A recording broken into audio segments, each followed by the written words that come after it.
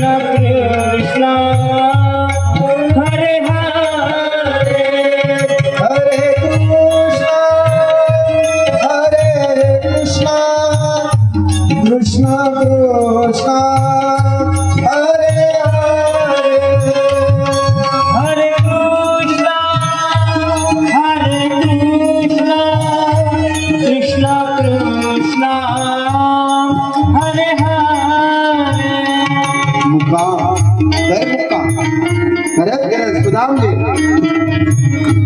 सुखदेवजी महाराज परीक्षित राजाला सांगतात की राजा गुटुळी हातामध्ये तुटी काठी आहे बोट काठीला चिकटलेलं आहे आणि भगवंताच्या दर्शनासाठी सुदामदेव निघाले मुखामध्ये भगवान परमात्म्याचं नाव चले श्याम सुंदर से मिलने सुदामा चले श्याम सुंदर से मिलने सुदामा हरे कृष्ण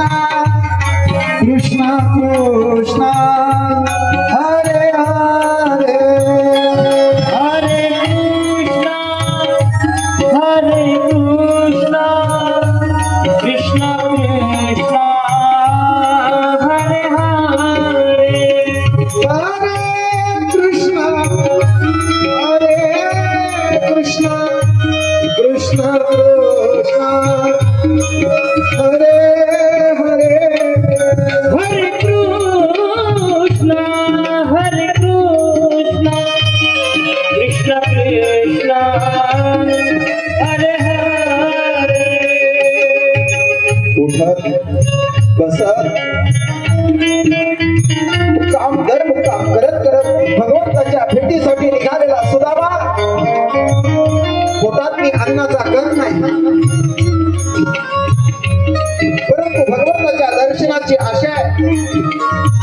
त्या दर्शनासाठी निघालेला आहे सुखदेवजी महाराज परीक्षित राजाला सांगतात राजा माझ्या भगवंताने 10:30 वाजता कृपा केली आणि आपल्या योग माये शक्तीला सांगितलं थांबा जरासं तुम्ही काय ना त्याला कोणी हात लावत नाही सुखदेवजी महाराज परीक्षित राजाला सांगतात की राजा आज माझा सुदामा वनामध्ये